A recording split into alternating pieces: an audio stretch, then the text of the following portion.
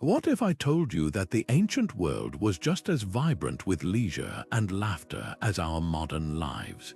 Picture this: long before screens lit up our evenings, people across the globe were finding ingenious ways to relax, connect, and create.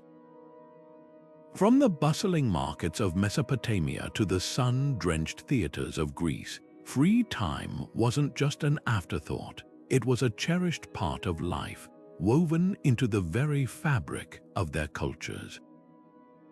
Today, we're stepping into their world to uncover the surprising, delightful, and sometimes downright quirky ways ancient people spent their downtime. And here's the twist: you might recognize more of yourself in their pastimes than you'd ever expect. Think about the last time you gathered with friends for a game night or lost yourself in a gripping story. Now imagine doing those very same things but with the glow of oil lamps instead of LED lights, and the rustle of papyrus instead of the click of a remote. Ancient civilizations didn't just pass the time, they crafted experiences that brought joy, sparked creativity, and even shaped the course of history. Whether it was the strategic thrill of a board game played in the shadow of the pyramids or the communal magic of a Greek tragedy performed under the stars, their leisure activities were far from primitive. They were a testament to the universal human need for play, connection, and expression. So why does this matter to us today? Because these ancient pastimes aren't just relics of the past, they're mirrors reflecting our own lives. The games they invented, the stories they told, and the ways they celebrated reveal a truth that transcends time. No matter the era, people have always sought moments of joy and meaning outside their daily grind. As we journey through the hidden corners of history, you'll see how their innovations laid the groundwork for everything from modern sports to theater, and maybe even pick up a few ideas for your next weekend unwind. Ready to meet the original masters of leisure? Let's dive in. Imagine sitting cross-legged on the floor of an Egyptian home 3,000 years ago, your fingers hovering over a beautifully carved game board. This wasn't just any game, it was Senet, a pastime so beloved it was often buried with the dead as a guide for the afterlife. The rules may be lost to time, but the surviving boards tell us this was more than mere entertainment. Every move carried weight, mirroring the journey of the soul through the underworld. Players didn't just roll dice, they navigated a spiritual landscape where luck and strategy intertwined with beliefs about fate and the divine. Across the sands in Mesopotamia, another game captivated minds: the royal game of Archaeologists found one exquisite board in the tomb of a Sumerian queen, its intricate inlays still vibrant after 4,000 years. This wasn't child's play, it was a royal obsession, a blend of chance and tactics that echoed the unpredictability of life itself. The dice, crafted from sheep's knuckle bones, clattered across tables in taverns and palaces alike, proving that gaming transcended social class. Whether you were a merchant or a monarch, the thrill of the roll united everyone.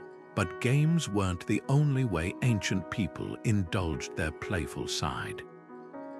Dig into the ruins of any civilization, and you'll find toys: tiny chariots pulled by clay horses in Greece, wooden dolls with movable limbs in Rome, even whistles shaped like birds in the Americas. These weren't just distractions for children, they were tools for learning and imagination. A child in ancient Egypt cradling a linen doll wasn't so different from a modern kid with a stuffed animal. The urge to pretend, to create stories, to lose oneself in play, it's a thread that connects us across millennia. What's truly remarkable is how these ancient pastimes blur the line between sacred and secular. A game of Senet wasn't just about winning, it was a meditation on morality. The royal game of might have been used to predict the future. Even toys often had ritual significance, like the clay figurines left in temples as offerings. Leisure wasn't separate from life's deeper currents, it was a way to engage with them. So next time you settle in for a board game night or lose track of time playing with a pet, remember, you're part of an unbroken chain stretching back to the dawn of civilization. The materials have changed: plastic instead of wood, apps instead of bone dice, but the laughter, the rivalry, the sheer joy of play, that's as ancient as humanity itself. Music and dance weren't just background noise in the ancient world, they were the heartbeat of daily life, pulsing through every celebration, ritual, and quiet moment of reflection.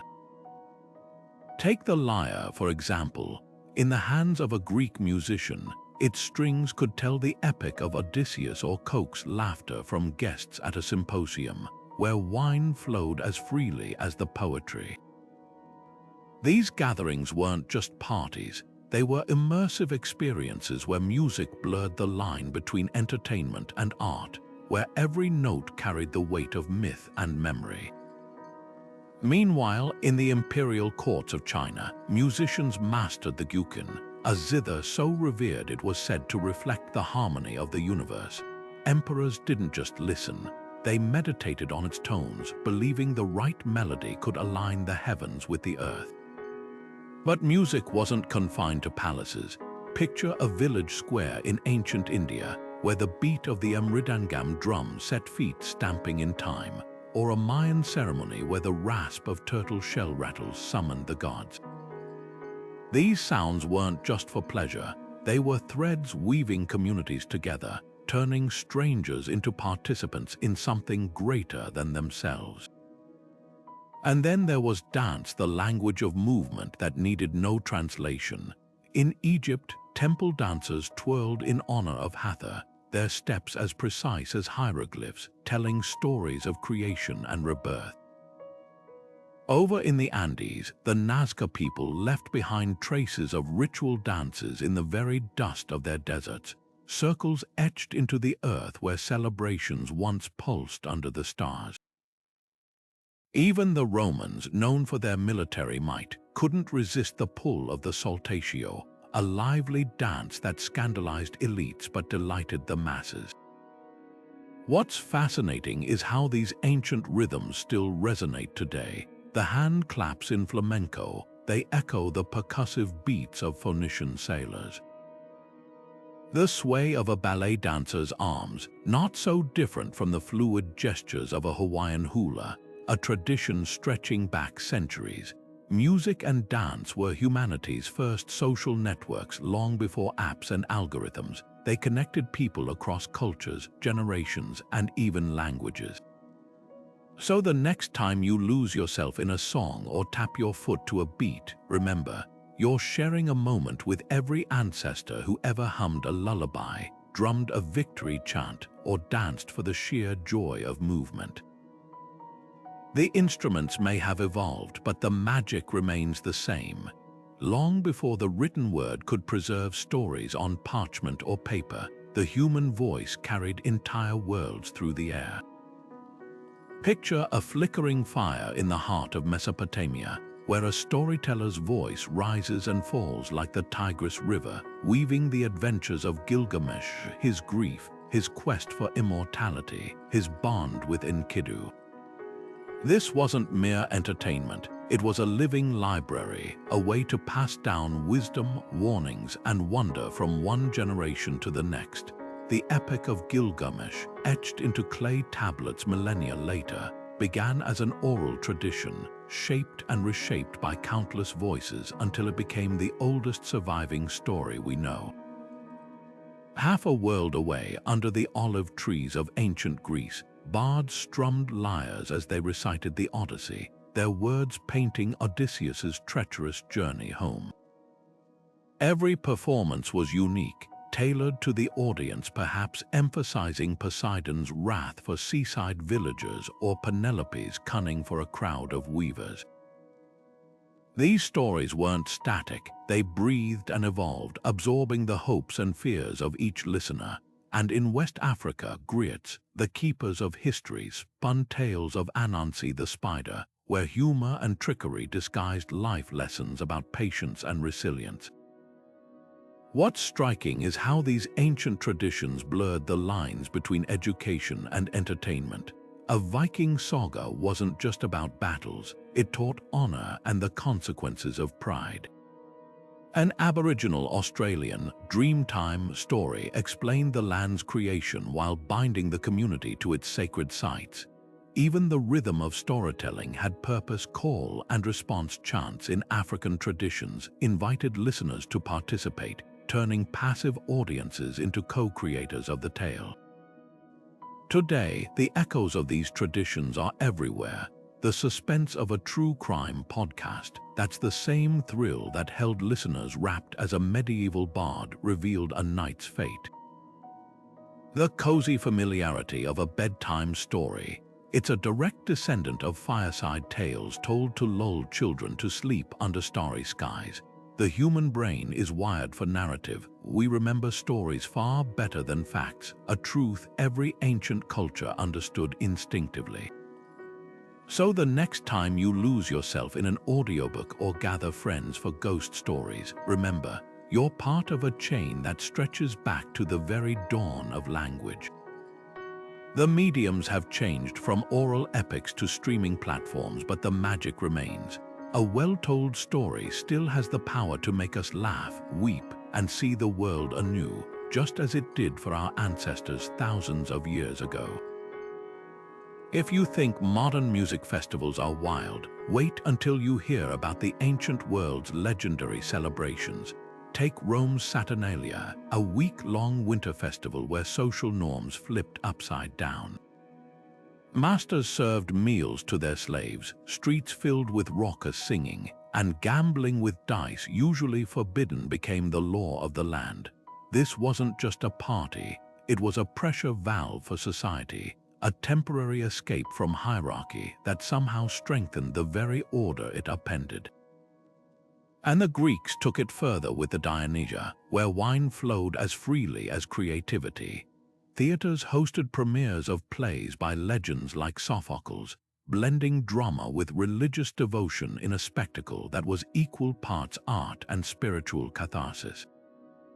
But the revelry wasn't confined to Europe. In the Americas, the Aztecs celebrated the fiery festival of Huitzilopochtli, honoring the dead with feasts, dances, and towering effigies made of amaranth seeds. Meanwhile, along the Nile, the Opet festival saw golden barges carrying statues of gods from Karnak to Luxor, a procession so lavish it turned the riverbanks into a carnival of music and offerings. These weren't just dates on a calendar, they were the glue of civilization, moments when the sacred and the social collided in explosions of color and noise. What's fascinating is how these ancient traditions mirror our own. The masks of Venetian carnival, they owe a debt to the face-painted performers of Dionysia. The pumpkin spice lattes of modern harvest festivals, they're descendants of the Aztecs' amaranth cakes, shared in gratitude for the earth's bounty. Even the concept of festival food traces back to Rome's Saturnalia, where honey-glazed treats were as essential as the decorations. Yet these celebrations did more than entertain. They were survival tools psychologically and culturally. In a world without social media, festivals were the original networking events where alliances formed, marriages were arranged, and grievances aired. The Incas' Inti Raymi, a sun-worshipping spectacle, doubled as a census, with communities gathering to reaffirm loyalty to the empire. And when the Khmer Empire celebrated at Angkor Wat, the temple's sprawling courtyards became stages for acrobats and musicians, reinforcing a shared identity across thousands of subjects. So the next time you join a crowd at a fireworks display or lose yourself in the beat of a street parade, remember, you're part of a tradition as old as civilization itself. The venues have changed from temple steps to city squares, but the human need to come together, to revel in shared joy, remains timeless. Whether honoring gods or simply the turn of a season, these gatherings remind us that celebration isn't just leisure, it's how we remember who we are. The roar of the crowd in the Olympic Stadium at Olympia wasn't just noisy, it was a sacred sound, a thunder of human voices rising to honor Zeus himself. Athletes competed naked, not for spectacle, but to show their bodies as offerings of discipline and devotion. Their victories etched into history with olive wreaths and odes sung for centuries. But Greece wasn't alone in turning sport into spectacle. Across the Mediterranean in Rome, the Circus Maximus held chariot races so intense, rival factions, the blues and greens, could spark citywide riots with their fervor. These weren't mere games, they were political theaters where emperors courted public favor by funding lavish races, and a skilled charioteer could rise from slavery to celebrity. Venture farther west, and you'd find the Mesoamerican ball game, a ritual so profound it echoed through stone courts from Teotihuacan to Tikal. Players used hips and elbows to drive a rubber ball through stone hoops, their movements mirroring the cosmic battles of gods. But here's the twist, some matches ended with sacrifice not of the losers but of the winners, who are believed to ascend as honored messengers to the gods. The game was a portal between worlds, where athleticism and spirituality collided in a heartbeat of rubber on stone. Even in Egypt, where the Nile's rhythms dictated life, wrestling matches were painted on tomb walls, their grappling poses frozen in time. Pharaohs like Ramses III bragged about their prowess, proving strength was next to godliness. But these contests weren't just for elites. Farmers wrestled at harvest festivals, their bouts as much about community bonding as proving who was strongest. What ties these ancient sports together? The answer lies in their duality. A Greek Olympian sprint was a prayer in motion. A Roman chariot crash could shift imperial politics. The Mesoamerican ball game decided fates beyond the court. Sports weren't escapes from reality. They were mirrors of it, reflecting everything from divine myths to social hierarchies. Today's stadiums may have traded olive wreaths for gold medals and stone courts for astroturf, but the essence remains. The collective gasp at a last-second goal, the shared agony of a near miss. These moments connect us to every ancient spectator who ever leaned forward in anticipation. The arenas have changed, but the human heart pounding in them, that's timeless. The urge to create, to shape raw materials into something beautiful or meaningful, is one of humanity's oldest companions. In ancient China, artisans turned quiet evenings into moments of artistry, their hands spinning clay into delicate pottery, adorned with swirling dragons or delicate lotus blossoms. These weren't just dishes for the table, they were canvases carrying stories of mythology and family lineage in every brushstroke. A single teacup could take days to perfect, its glazes fired in kilns so hot they mirrored the earth's molten core.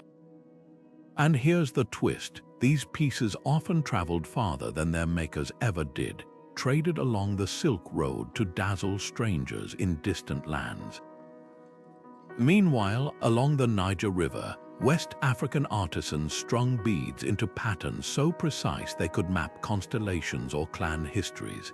Glass beads from Egypt, cowrie shells from the coast, each material held meaning, transforming jewelry into wearable heirlooms. A mother might weave a bracelet for her child, its colors whispering protection or prosperity with every twist of the thread. This wasn't just craft, it was a language, one that could speak across generations even when written words were scarce. Up in the frost-kissed villages of Scandinavia, woodcarvers transformed long winter nights into sagas of their own. With knives as sharp as their wit, they etched scenes of Viking voyages or gods like Odin into doorframes and ship prows. These carvings did more than decorate, they guarded homes with symbolism, turning beams into storytellers that whispered to visitors before a single word was spoken. And in Egypt, goldsmiths crafted collars so finely detailed they seemed spun from sunlight itself, their lapis lazuli and carnelian inlays mirroring the night sky.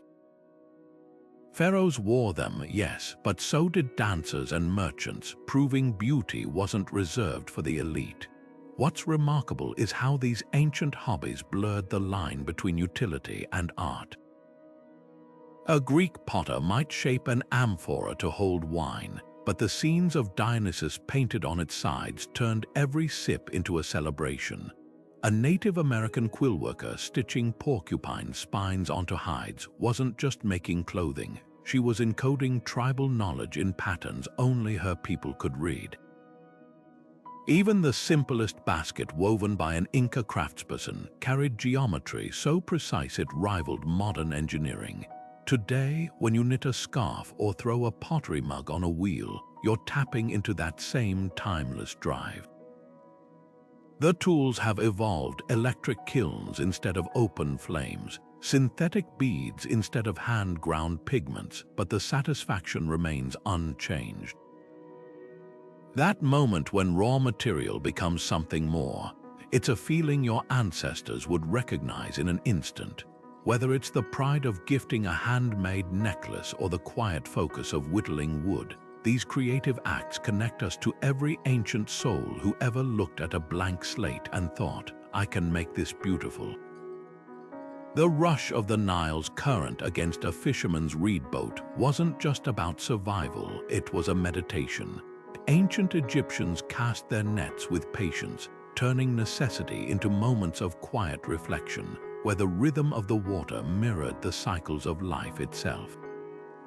Tomb paintings show nobles spearfishing not for food, but for sport, their laughter frozen in pigment, proof that even 3,000 years ago, people understood the thrill of the catch. And along the riverbanks, families gathered with simple picnics of bread and figs, their feet dipped in the cool silt, blurring the line between work and leisure in ways we'd recognize today. Half a world away, Persian nobility elevated hunting to an art form. The royal hunt wasn't just about the kill, it was a pageant of skill and strategy, with falcons trained to dive like lightning and cheetahs, yes, cheetahs leashed as prized companions. These expeditions were as much about bonding and storytelling as they were about tracking game, with feasts under the stars where the day's exploits became legends. Even the Greeks, who prized athleticism, saw hunting as the ultimate test of courage and cunning, a way to commune with nature while proving one's worth. But perhaps no culture wove nature into leisure as deliberately as the Romans.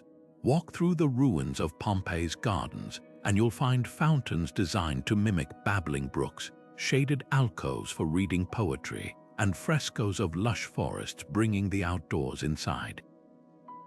For Romans, gardens weren't just decorations, they were extensions of the soul, places to debate philosophy among the roses or escape the city's chaos under the whisper of cypress trees. Even the humblest homes boasted courtyard herbs, turning daily meals into a sensory celebration of Earth's bounty. Then there's Japan's hanami, the centuries-old ritual of cherry blossom viewing that transforms parks into temporary salons. Aristocrats of the Heian period composed poems beneath the pale pink canopy, their verses as fleeting as the falling petals. But this wasn't just elite indulgence. Farmers timed hanami with the blooming to predict the year's harvest, blending practicality with beauty in a way that feels almost magical. The blossoms became a metaphor for life's fragility, a lesson wrapped in an afternoon picnic. What ties these ancient pastimes together is their deep reciprocity with nature. Unlike today's often extractive outdoor activities where we conquer mountains or bag trophies, our ancestors approached the natural world as partners. A Persian hunter thanked the spirit of his prey, a Roman garden honored Ceres, goddess of growth. Japanese hanami celebrated transience, not dominance. Their leisure wasn't an escape from nature but a dialogue with it, a reminder that joy could be found in observation as much as action. So the next time you pause to watch geese land on a pond or plan a hike just to breathe in pine-scented air, know this: you're stepping into an ancient rhythm. The tools have changed: fiberglass rods instead of reed nets, hiking boots instead of sandals, but the heartbeat remains.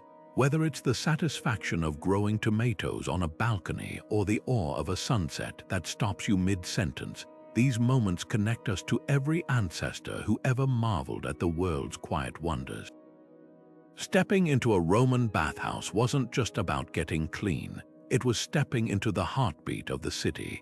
Imagine the echoing laughter bouncing off marble walls, the steam curling around philosophers debating under vaulted ceilings, and merchants sealing deals between dips in the tepidarium.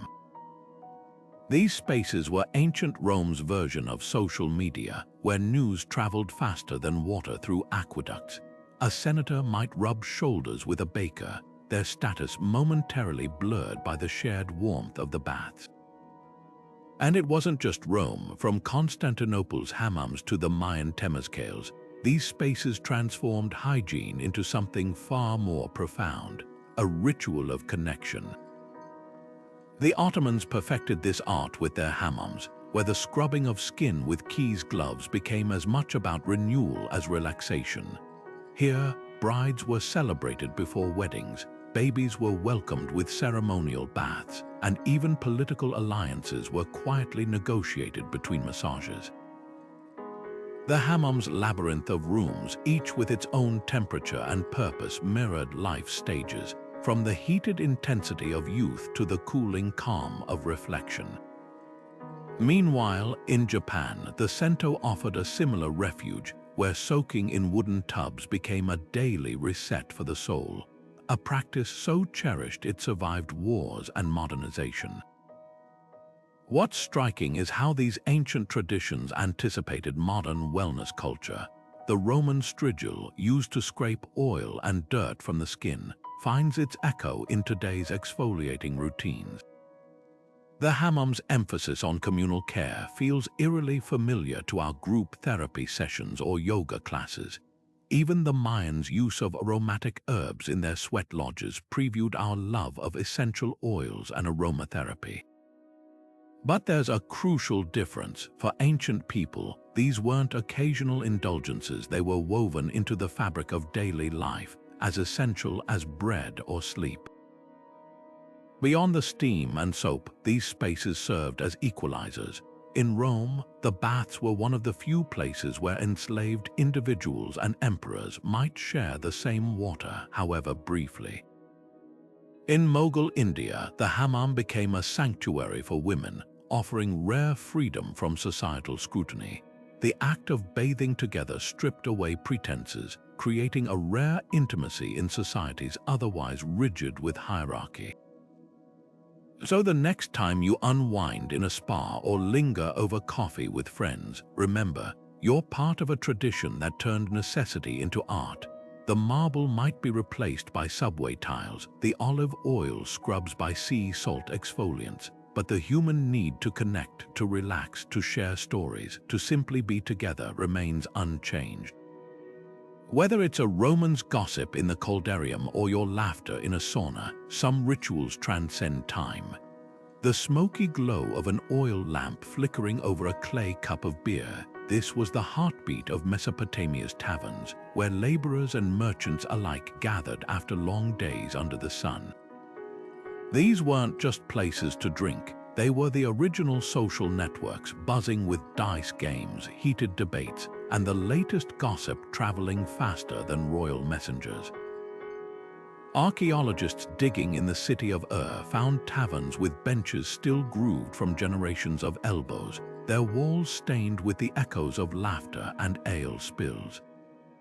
Even the Code of Hammurabi, one of history's oldest legal texts, had rules for tavern keepers, proving how central these spaces were to daily life.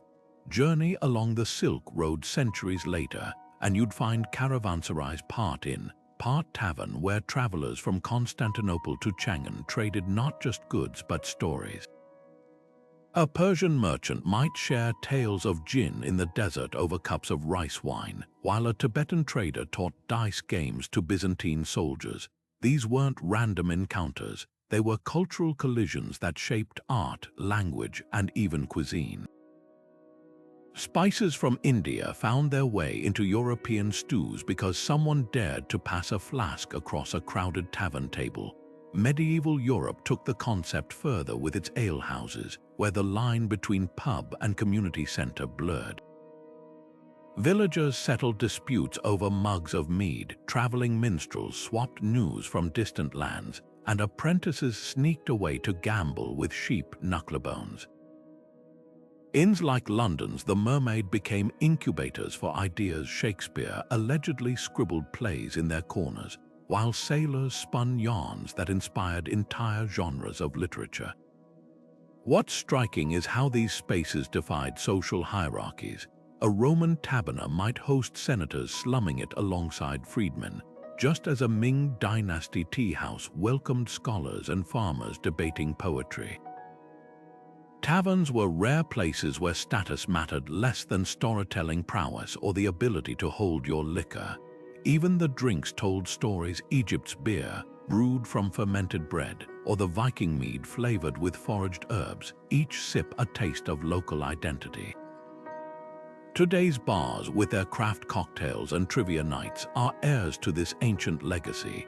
The wooden kegs have become stainless steel taps, the dice games replaced by pool tables, but the essence remains, a universal craving for connection, one raised glass at a time.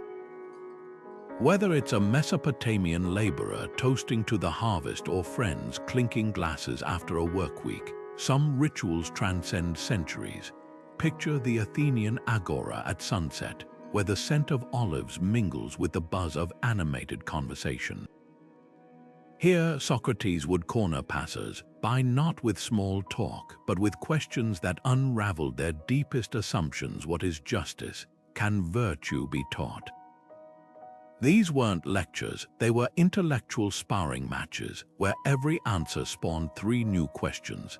His student Plato later immortalized these dialogues, but the real magic happened in the moment, as cobblers and politicians alike found themselves thinking in ways they'd never imagined. Philosophy wasn't confined to scrolls or academies. It was a living, breathing pastime that turned the marketplace into a playground for the mind. Meanwhile, under the shade of mulberry trees in China's Warring States period, scholars dissected Confucius's teachings like artisans polishing jade.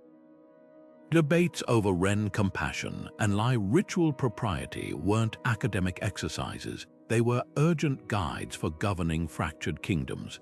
A single phrase from the Analects could fuel hours of discussion, with each scholar offering interpretations as nuanced as brushstrokes on silk. Even leisure activities like composing poetry or playing the kin zither became meditations on balance, their rhythms mirroring the harmony these thinkers sought to cultivate in society. Journey to the banks of the Ganges, and you'd find a different kind of dialogue, one where Hindu sages and wandering ascetics debated the nature of reality itself. The Upanishads framed these exchanges as intimate fireside chats, where questions like, "What happens after death?" weren't met with dogma, but with parables about rivers merging into the ocean or flames passing from one lamp to another. Buddhist monks took it further, turning debate into a martial art of the mind. In monasteries, opponents would clap hands to start philosophical duels, where the goal wasn't to win, but to expose contradictions, a practice that still thrives in Tibetan debating courtyards today, with monks punctuating points by stomping their feet. What's remarkable is how these traditions blurred the line between leisure and enlightenment. The Greek symposium mixed wine with wisdom, letting revelers argue about love one moment and toast to friendship the next. In Persia, royal gardens hosted thinking circles, where mathematicians and poets collaborated under the same cypress trees. Even Mesoamerican ball games were preceded by priests reciting cosmological poetry, tying athleticism to metaphysical musings. Fast forward to today and the legacy is everywhere. The TED Talks 18-minute format. It's the modern agora distilled, a book club dissecting a novel's themes over wine. That's Plato's symposium in jeans and sweaters. The ancient world understood something we often forget, that the most rewarding leisure doesn't just entertain, it transforms. Whether it's Socrates dismantling a flawed argument or friends debating ethics over coffee, the thrill of turning thoughts into shared discovery remains timeless.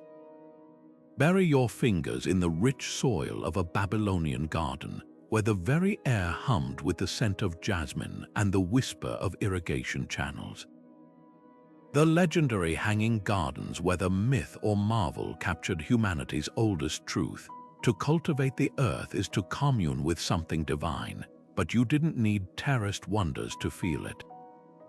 In the shadow of ziggurats, ordinary families tended patches of onions and dates, their hands blackened with dirt as they coaxed life from the arid land. These weren't just crops, they were quiet acts of rebellion against the desert, proof that patience and care could make even stone bloom. Across the Mediterranean, Roman patricians turned gardening into high art. Walk through Pompeii's excavated villas, and you'll find frescoes of lush orchards painted right onto dining room walls, a backdrop for feasts where grapes from the estate's vineyards became wine in the same evening. But it wasn't all decadence. Columella, a 1st-century farmer, wrote entire volumes on grafting fruit trees, his advice so precise it could rival modern horticulture manuals. Even soldiers on the frontiers of Britain planted rosemary between guard posts, carrying the scent of home in their kit alongside swords. Meanwhile, in the steaming jungles of the Maya, healers moved through sacred gardens plucking leaves with ritual precision. A sprig of extabenton for fever, a handful of chaya for strength, these weren't just remedies but gifts from the gods, each plant's properties revealed in dreams. The Maya didn't separate medicine from magic. A healer's garden was as much a pharmacy as a temple, where every sprout held a story. What unites these ancient gardeners, from the Persian nobles breeding roses to the peasant women stewarding heirloom seeds, is the intimacy of the act. To prune a vine, to save a seedling from frost, is to dance with time itself. The Roman who trained ivy over a pergola knew he wouldn't live to see its full glory, just as the Maya healer planted trees for grandchildren not yet born. Gardening was an act of faith, a bet placed on the future with every tucked bulb or scattered grain. Today's urban balconies brimming with basil and cherry tomatoes are heirs to this legacy. The tools have changed: terracotta pots instead of temple plots, grow lights instead of sun altars, but the heartbeat remains. When your hands are in the soil, you're speaking a language older than Babylon, one that needs no words to say, "Here, I will make something grow." The Vikings didn't just sail to raid or trade, they fished for the sheer thrill of the chase. Picture a Norse longship cutting through the frigid waters off Norway, its crew casting lines for cod while swapping tales of sea monsters and lost treasures. For these seafarers, fishing was more than survival. It was a test of skill against the unpredictable North Atlantic, where a single haul could feed a village or become the centerpiece of a feast celebrating the gods. Even their sagas wove fishing into legend, like the story of Thor hooking the world serpent Jormungandr, a metaphor for humanity's eternal tug of war with the ocean's mysteries. Meanwhile, along the Nile, Egyptians turned river outings into art. Tomb paintings from the Old Kingdom show nobles gliding on papyrus skiffs, their parties framed by lotus blossoms and the laughter of musicians. These scenes weren't just propaganda, they reveal a culture that saw the river as both larder and playground. Children waded for catfish, scribes jotted verses inspired by the water's rhythm, and lovers stole moonlit rides on reed boats, proof that maritime leisure bloomed long before yachts or jet skis. Half a world away, the Polynesians mastered the ocean like no other. Their voyages across thousands of miles weren't just feats of navigation but acts of joy. Canoe races between islands were the ancient Pacific's version of Olympic sports, with winners earning not medals but songs that would echo for generations. And when they fished, it was with an intimacy that bordered on reverence. Hawaiian legends speak of fishermen whispering prayers to Aumakua, ancestral spirits who guided their hooks to the deepest reefs. The sea wasn't just a resource, it was a living teacher, its waves schooling them in patience and respect. Even the Minoans of Crete, Europe's first great maritime culture, painted their palaces with dolphins leaping alongside boats, images so vibrant they seemed to pulse with the joy of the catch. Archaeologists find fish bones in their trash heaps arranged not carelessly, but in patterns suggesting ritual meals where every bite honored Poseidon's generosity. What ties these cultures together is their refusal to separate work from wonder. A Viking's fishing trip doubled as a bonding ritual. An Egyptian's river picnic was as much about poetry as protein. The Polynesians didn't just harvest the sea, they danced with it, their canoes tracing the same stars that guided them home. Today, when you cast a line off a dock or paddle a kayak at sunset, you're tapping into that same primal delight, the understanding that water doesn't just sustain life, it makes life worth sustaining. The rhythmic clack of wooden looms filled the air in ancient Mesopotamia, where women gathered to spin wool into stories as much as fabric. In courtyards shaded by date palms, fingers flew over threads dyed with saffron and lapis, transforming raw fleece into tapestries that would outlast empires. This wasn't solitary work. It was a symphony of voices and hands where gossip, lullabies, and legends woven between warp and weft became as durable as the textiles themselves. A single Babylonian blanket could carry the memory of a child's birth in its stitches, or the jokes shared during a harvest moon. Across the Aegean, Greek women elevated weaving to divine artistry. Homer's Odyssey paints Penelope at her loom, unraveling her shroud each night, a metaphor for patience, but also a nod to the very real power of thread. In Athens, the Panathenaic festival featured a procession carrying a peplos robe woven for Athena by select young women, its intricate battle scenes taking 9 months to complete. The loom was more than a tool. It was a canvas where mythology and identity intertwined, each pattern a silent language understood by all. Meanwhile, in the American Southwest, Navajo weavers turned sheep's wool into geometric masterpieces under open skies. Their Spider-Woman creation stories taught that the universe itself was woven into being, and every rug carried that sacred symmetry. Designs weren't just decorative, they mapped constellations, recorded droughts, or honored Spider-Woman's cross-shaped loom. The act of weaving was meditation, the rhythmic passing of the baton stick keeping time like a heartbeat. What's mesmerizing is how these traditions blurred the line between craft and communion. Andean weavers encoded messages in their quipu knots, a tactile language of colored strings. Viking women embroidered sagas onto tapestries, turning cloth into historical records. Even the act of spinning, the gentle twist of spindle whorls, became shorthand for destiny itself, embodied by the fates of Greek myth measuring mortal lives with their threads. Today's knitting circles and quilting bees are direct descendants of these ancient rituals. The materials have modernized acrylic yarn instead of hand-spun flax, sewing machines instead of drop spindles, but the essence remains unchanged.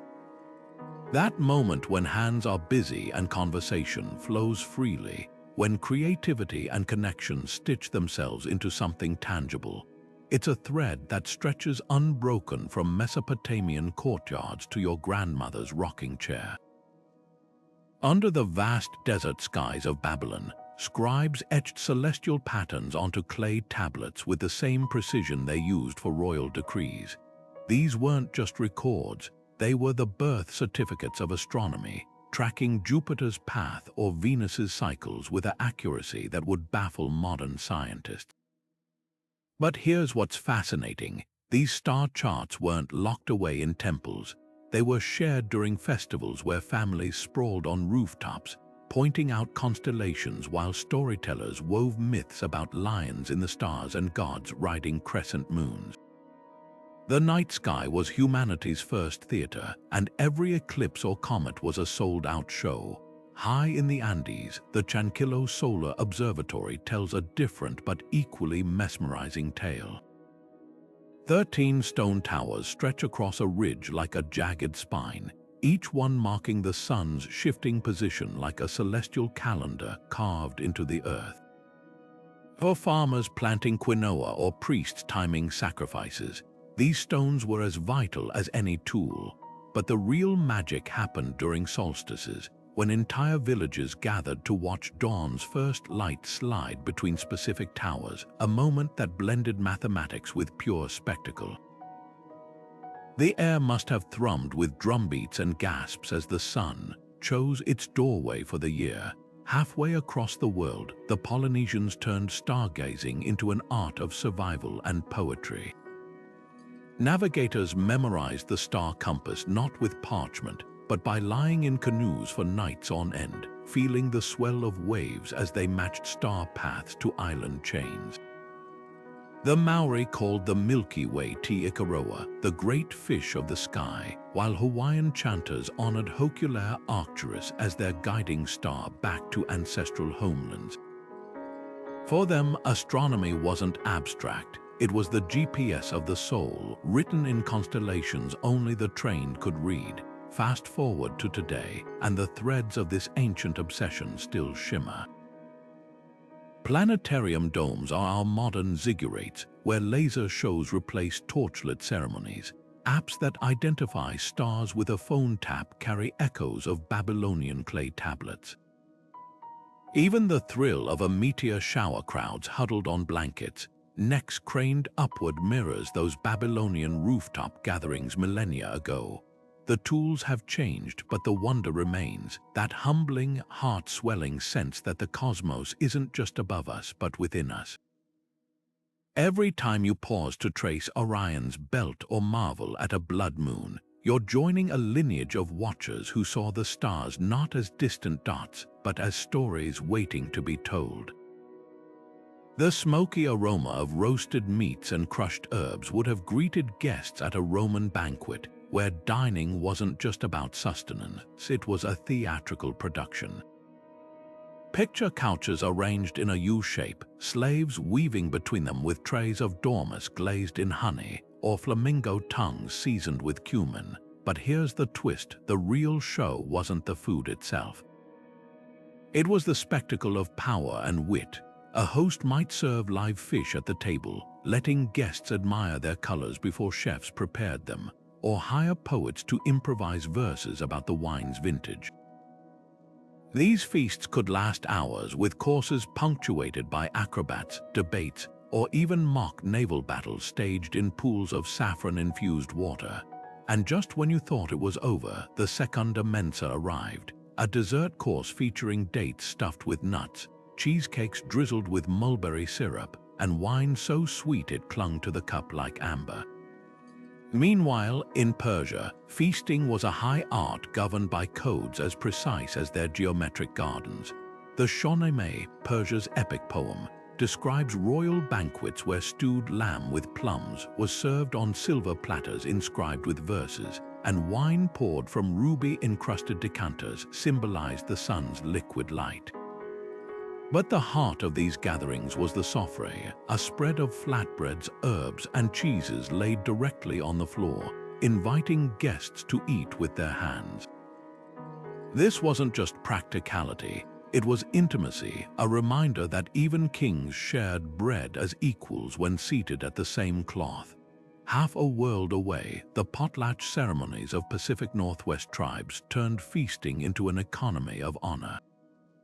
A chief might spend years accumulating blankets, smoked salmon, and carved boxes to give away at these gatherings, where the more you distributed, the higher your status soared.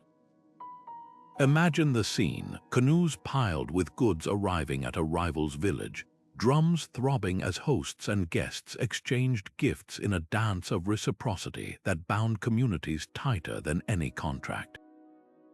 The food, candlefish oil, dried berries, venison was currency, prayer, and art all at once. What unites these traditions is their refusal to separate nourishment from narrative. A Roman's garum sauce wasn't just fermented fish guts. It was a taste of empire shipped from Spain in clay amphorae. A Persian pomegranate molasses carried the tang of sacred groves mentioned in the Avesta. And every salmon at a potlatch was a thread in the web of kinship, smoked to perfection so its flavor would linger in memory long after the last embers died. Today's dinner parties and food festivals are heirs to this legacy. The sushi platter artfully arranged on your table, that's Edo period kaiseki refined over centuries. The competitive barbecue pits of Texas, they echo Mongol warriors roasting meat on their shields. Even the humble potluck where everyone brings a dish is a miniature potlatch, proving that when we gather to eat, we're never just feeding bodies. We're weaving stories one bite at a time. In the sun-baked courtyards of ancient Egypt, cats weren't just pets, they were living symbols of the divine. The goddess Bastet, depicted with the sleek head of a feline, wasn't merely worshipped in temples, she walked among mortals in the form of pampered house cats. Archaeologists have found mummified cats tucked into tiny sarcophagi, their necks adorned with delicate bead collars, proof of a bond that transcended the practical need for rodent control. Even the punishment for harming a cat was severe. Greek historian Diodorus wrote of an angry mob killing a Roman soldier who accidentally ran over a feline, showcasing how deeply these creatures were woven into the fabric of daily life. Meanwhile, in the marble villas of Rome, the air rang with the melodies of caged songbirds. Wealthy patricians prized nightingales and finches for their voices, even training them to mimic human speech. Pliny the Elder recounted how one particularly talented starling could greet the emperor in Greek and Latin, an ancient version of today's talking parrot videos. But pets weren't just for the elite. Dig into the ashes of Pompeii, and you'll find the skeleton of a small dog curled beside its owner's bed, a bronze collar etched with the words "Deliciae, sweetheart." Over in China's Tang Dynasty, imperial gardens shimmered with the flicker of goldfish, selectively bred from wild carp to create living art. These weren't just decorations, they were status symbols, their vibrant scales inspiring poets and painters. One emperor supposedly kept 1,000 in a jade pool, assigning servants to serenade them with flutes because why should humans have all the fun? What's striking is how these relationships mirrored our own. An Egyptian child burying their cat with a toy mouse isn't so different from a modern kid laying their hamster to rest in a shoebox. The Roman who commissioned a mosaic of his hunting dog, its name, Margarita, Pearl etched for eternity, would understand today's pet portrait hashtags. Across cultures, animals blurred the line between utility and family. Guard dogs in Mesopotamia slept at children's feet, while Aztec nobles carried tiny, Takichi dogs, ancestors of Chihuahuas, as living hand warmers. Perhaps the most touching evidence comes from Viking graves, where warriors were buried with their horses, or the Celtic tribes who interred hunting hounds with ceremonial care. These weren't just practical partnerships, they were bonds of loyalty that even death couldn't sever. When you scratch your dog's ears or laugh at your cat's antics, you're part of a tradition as old as civilization itself, a testament to the universal truth that sometimes the deepest friendships have paws, wings, or fins. Beneath the rustling banyan trees of ancient India, yogis weren't just stretching their bodies, they were mapping the cosmos within. The earliest traces of yoga, etched into 4,000-year-old Indus Valley seals, show figures in meditative poses that would feel familiar in any modern studio. But this wasn't about handstands or Instagram-worthy poses. Patanjali's Yoga Sutras, written around 2,000 years ago, framed yoga as an 8-limbed path to stillness, where breath control and meditation were as vital as physical postures. Villagers practiced pranayama before dawn, not for enlightenment alone, but to steady their hands for weaving or farming, proof that mindfulness was as practical as it was profound. Across the sea in Japan, Zen monks turned tea preparation into a moving meditation. The ritual of Chanoyu wasn't just about drinking matcha. It was a choreography of presence, where every whisk stroke and bowl placement demanded absolute attention. A samurai might spend years mastering this practice to sharpen his focus for battle, while merchants used it to quiet the chatter of marketplace haggling. Even the rock gardens of Kyoto, with their raked gravel and strategic stones, were designed as silent puzzles. Staring at them wasn't passive, but an active unraveling of the mind's knots. What's revelatory is how these practices anticipated modern neuroscience. Tibetan monks who spent decades in compassion meditation were found to produce gamma brain waves at levels science had never recorded. The breathwork techniques Greek philosophers like Epictetus prescribed for anxiety: slow inhales through the nose, exhales like a wave leaving shore, mirror today's clinical protocols for stress reduction. From the Stoics of Rome to the Sufi mystics of Persia, ancient cultures independently discovered the same truth: the mind flourishes when given intentional pauses. Yet these traditions were never one size fits all. While Indian yogis sought union with the divine, Chinese Taoists practiced zhuoang, sitting and forgetting, to align with nature's flow. The Maya had their sweat lodge ceremonies, where heat and darkness stripped away distractions, leaving only raw awareness. Even the Vikings had Utaista, nights spent alone in nature to listen for whispers from the gods. Different paths, same destination, a moment of stillness in life's storm. Today's meditation apps and workplace mindfulness workshops are heirs to this ancient wisdom. The cushion might be a subway seat instead of a temple floor, the mantra a podcast instead of a Sanskrit chant, but the need remains unchanged. When you pause to breathe deeply before a stressful call or lose yourself in the rhythm of a morning run, you're walking the same path as those yogis and monks, proving that peace isn't a modern invention, but a rediscovery.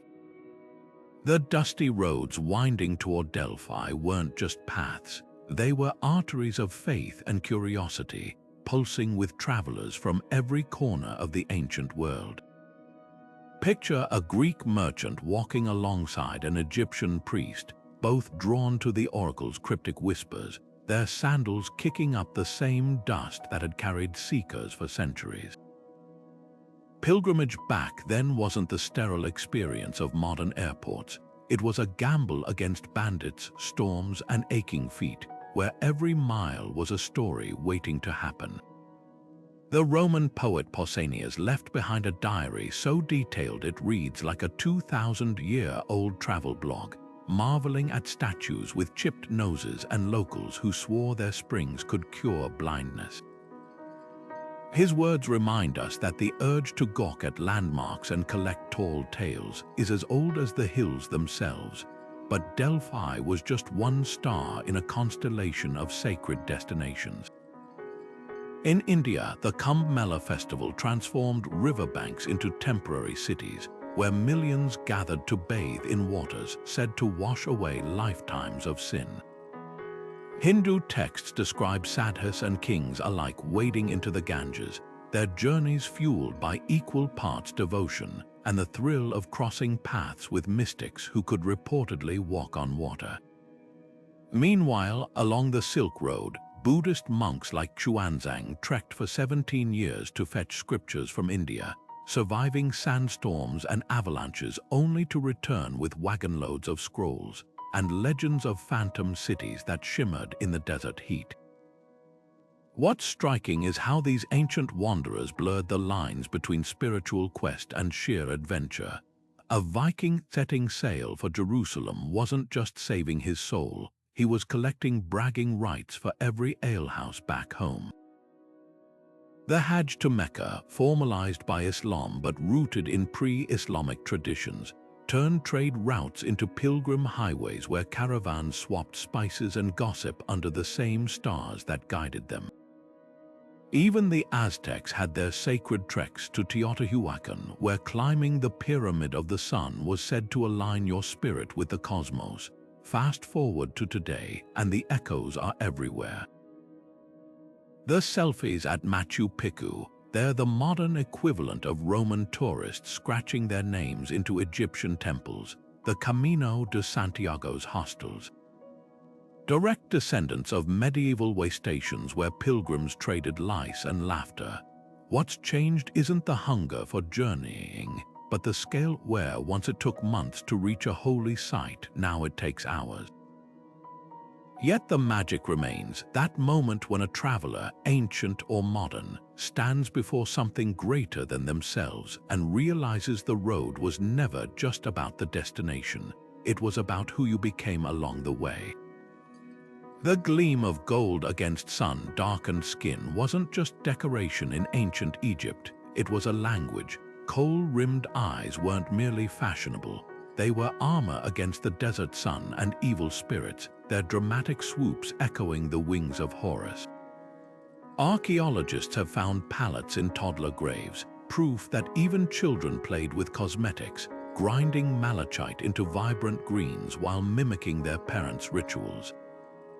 But this wasn't vanity, it was identity.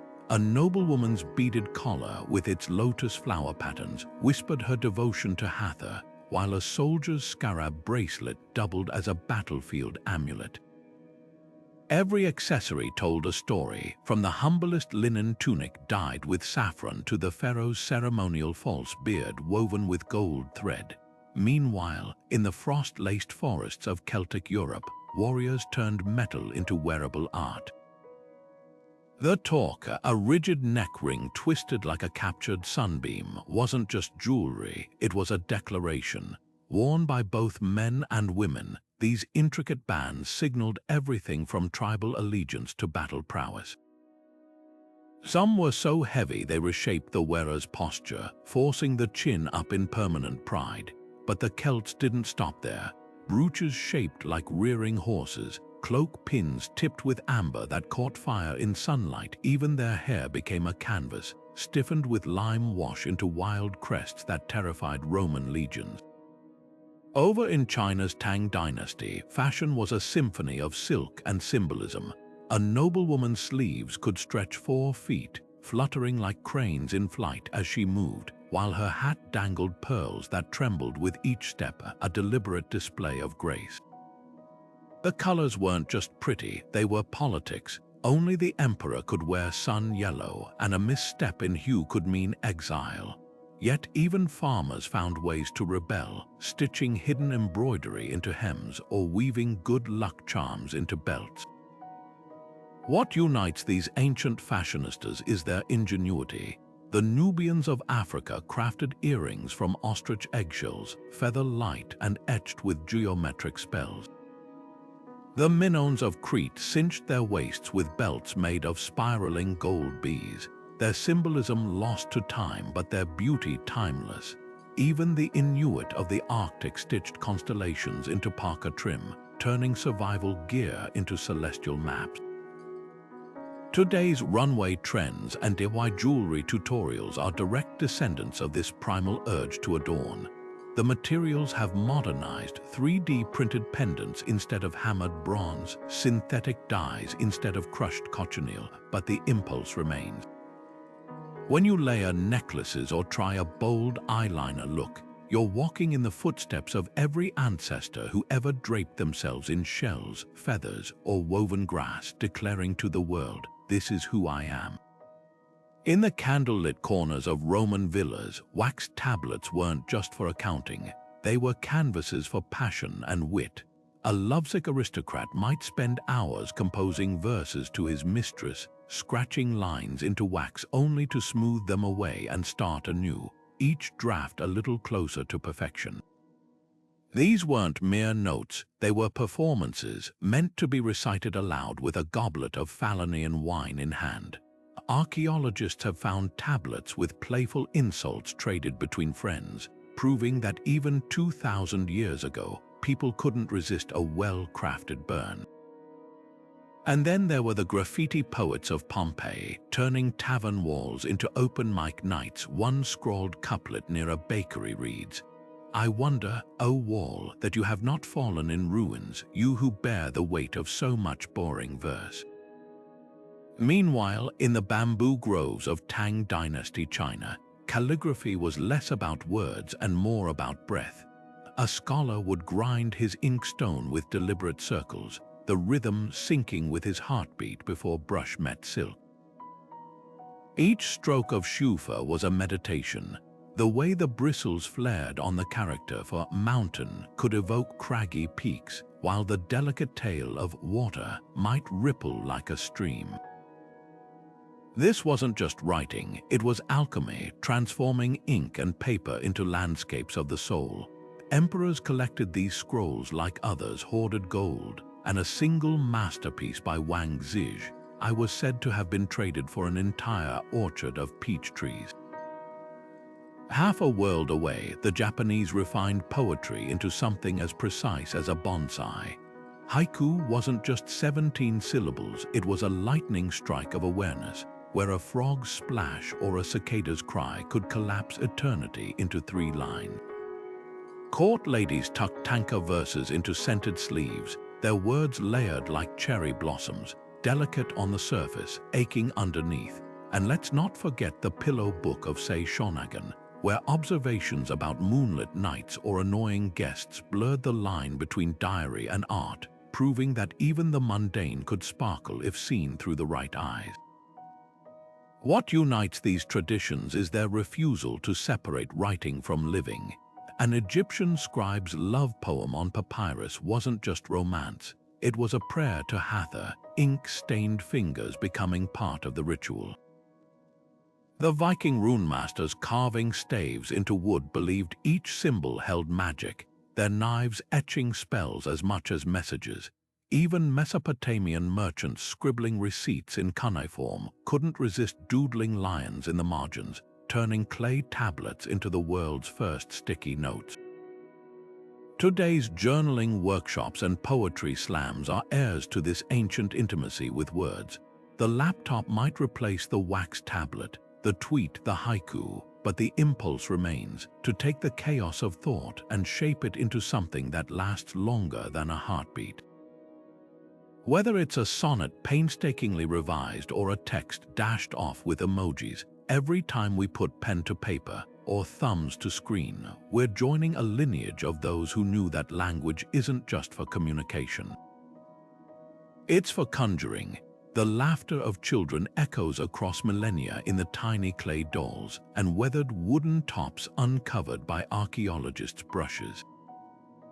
In the ruins of Pompeii, a doll with articulated limbs lay beside its young owner, frozen in time by volcanic ash, her plaything as cherished as any modern teddy bear. Over in ancient Egypt, excavations reveal balls made of linen strips, stitched tight enough to bounce, while Greek children spun polished bone tops in dusty courtyards, their rules for winning lost but their joy still palpable. These weren't just toys, they were passports to imaginary worlds, as vital to a child's universe then as tablets and game consoles are today. What's striking is how these playthings transcended cultures. A carved wooden horse from Viking-era Norway wouldn't look out of place beside a Mayan child's jaguar figurine, both worn smooth from countless adventures. The Indus Valley civilization left behind tiny clay carts, perfect for tiny hands to push along imaginary roads, while Roman toddlers clutched rattles made of bronze, their jingling notes as soothing then as plastic teething rings now. Even the materials told stories. Inuit children in the Arctic played with dolls carved from walrus ivory, their parkas stitched from real sealskin scraps, while Andean kids fashioned llamas from leftover wool. But the real magic lies in what these toys reveal about ancient parenting. A Mesopotamian clay tablet from 4,000 years ago laments a son who plays in the dirt all day instead of studying, proving some parental frustrations are timeless. Egyptian wall paintings show mothers bouncing babies on their knees to the same peek-a-boo rhythms we use today, while Greek vases capture girls playing knucklebones, an ancient version of jacks, with the same competitive gleam in their eyes. The universality is haunting. A child's need to pretend, to compete, to cling to comfort objects hasn't changed in 10,000 years. Some toys even blurred the line between play and preparation. Scythian nomads gave their children miniature bows, training them for the hunt through games, while Viking boys honed strategic thinking with Nefertafel, a chess-like board game found in burial sites. In Japan, Hanetsuki, a paddle game resembling badminton, doubled as a New Year's ritual to ward off mosquitoes, proof that fun and function often intertwined. Yet the most poignant finds are the simplest, a pair of dice carved from peach stones in a Chinese tomb, their sides worn down from generations of rolls, or a Native American hoop and stick game still played by some tribes today. These objects whisper a truth that transcends time. Whether it's a child in Athens rolling marbles or one in Tokyo tapping a smartphone screen, the impulse to play is written into our DNA. The materials evolve, but the laughter remains. The scent of cedar sawdust would have filled the air in an Egyptian artisan's workshop as they carefully shaped miniature columns for a temple model, not as a commission, but for the sheer joy of creation. These weren't toys or blueprints, but intricate love letters to architecture, scaled-down versions of Karnak or Luxor, painstakingly assembled from wood, clay, and even precious metals. Archaeologists have unearthed model temples in tombs and homes across the ancient world, their tiny pillars and courtyards revealing a truth we often overlook. Building wasn't just labor, it was leisure. A Babylonian craftsman might spend months perfecting a ziggurat the size of a loaf of bread, each brick hand formed and glazed to mimic the real thing, proving that the human urge to construct transcends necessity. Halfway across the Mediterranean, Greek shipwrights turned model building into both art and education. Excavations in Piraeus harbor revealed miniature triremes carved from oak, their oars and sails rigged with linen threads so fine they could catch an afternoon breeze. These weren't just display pieces, they were teaching tools, used to demonstrate naval tactics or test hull designs before committing to full-scale construction. The Romans took it further, crafting detailed insulae apartment block models from ivory or bronze, some so precise they included tiny shutters that really opened. Pliny the Elder wrote about aristocrats who collected model villas like modern hobbyists build train sets, their shelves holding entire miniature neighborhoods where wealth and creativity intersected. But perhaps the most astonishing examples come from the Maya, whose ceremonial ball court models weren't static replicas. They were ritual objects believed to channel the energy of the full-sized versions. Imagine a priest placing a jade ball in a stone model no larger than a dinner plate, reenacting cosmic battles where the stakes were as real as the sweat on his brow. Meanwhile, in China's Han Dynasty, nobles commissioned wooden pagodas with removable roofs, allowing them to peer inside at intricately painted murals and miniature furniture, turning architecture into interactive storytelling. What unites these ancient model makers is their refusal to see scale as a limitation. A Viking's burial ship model, complete with tiny shields along its rails, wasn't just a symbol, it was a vessel for the soul, crafted with the same care as the real thing. An Ottoman architect's kundakari wooden models, interlocking without nails, were puzzles meant to train the next generation in geometry and patience.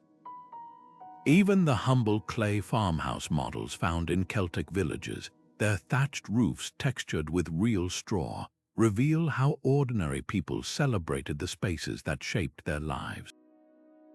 Today's architectural Lego sets and 3D printed miniatures are heirs to this ancient obsession. The tools have evolved: laser cutters instead of flint knives, 3D software instead of charcoal sketches, but the thrill remains.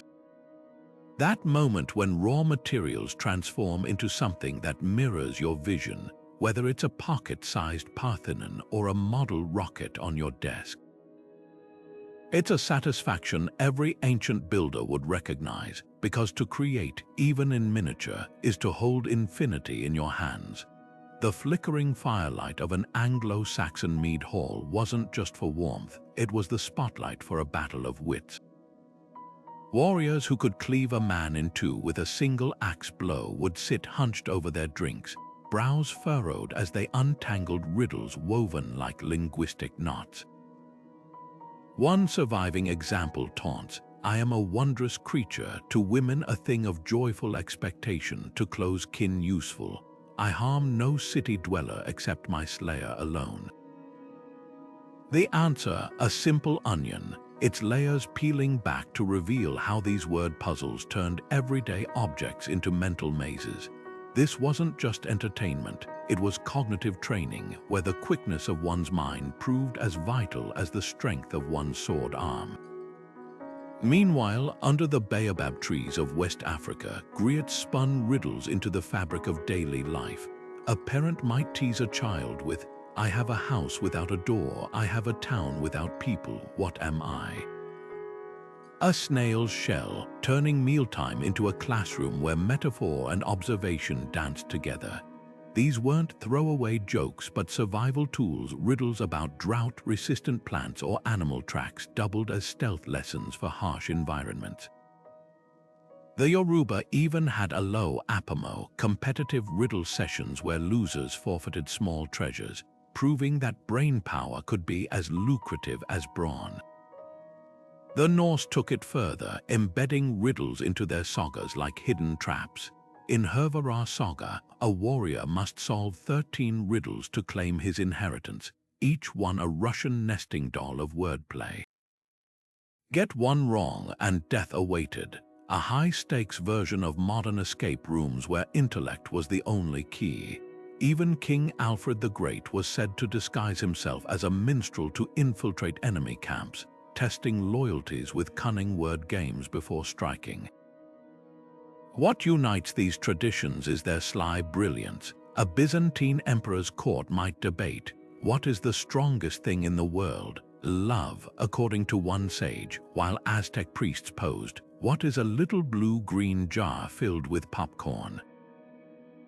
The night sky, the format's varied Japanese hanjukai puzzles carved into wooden tablets, Indian Prahalika verses whispered in temple courtyards, but the goal remained, to stretch the mind like a bowstring, ready to loose arrows of insight. Today's crossword puzzles and Sudoku grids are direct descendants of these ancient mental gyms. The newspaper brain teaser you ponder over coffee, that's the great-great-grandchild of a Viking's fireside conundrum. Even viral online riddles about bridges and torchlight follow the same blueprint, twisting logic into knots for the sheer joy of untying them. Because whether carved in runes or pixels, the human brain still thrills to that moment when confusion snaps into clarity, proving some games never grow old. The cool marble of an Egyptian headrest might seem like a far cry from today's memory foam pillows, but for the ancients, it was the key to a sacred nightly ritual. These curved supports, often carved with images of Bes the god who chased away nightmares, weren't just about comfort. They elevated the head to keep hair-elaborate wigs intact and insects at bay, turning sleep into an act of both practicality and spirituality. Tomb paintings show couples lounging on headrests side by side, their bodies draped in linen, proving that even rest was a communal affair. And if you think your bedtime routine is elaborate, consider this. Egyptians anointed themselves with perfumed oils before sleep, believing the scents would guide their souls through the afterlife's trials. Meanwhile, under the scorching Mediterranean sun, the siesta wasn't just a nap, it was survival. Spanish farmers retreating to shaded courtyards at midday weren't being lazy. They were hacking their biology long before modern science understood circadian rhythms. The Romans took it further with their meridiatio, a post-lunch pause so ingrained that Pliny the Younger wrote of entire towns falling silent by noon. Even their architecture adapted. Villas featured cubicular small bedrooms near gardens where the trickle of fountains masked daytime noises.